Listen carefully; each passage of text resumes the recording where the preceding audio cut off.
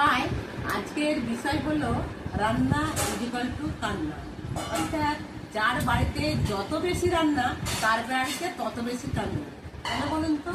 আমরা সকালে যে ব্রেকফাস্ট করি, দুপুরে লাঞ্চ, রাত্রে ডিনার, এই যে আমরা সারাদিন যে খাবারগুলো খাই তার মধ্যে কত নুন, কত তেল, কত চিনি, আমরা কত মশলা মানে তার সঙ্গে দিয়ে রাখি।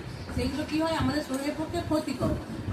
আগের কথা ভাবুন তো, অতীতে কোথায় যখন মানে মানুষজন অনেক দিন বেঁচে 100 বছর করে বেঁচে থাকতো, তারা কিন্তু বেশি রান্না করে খেত না, তারা কাঁচা খাবারটা খেত।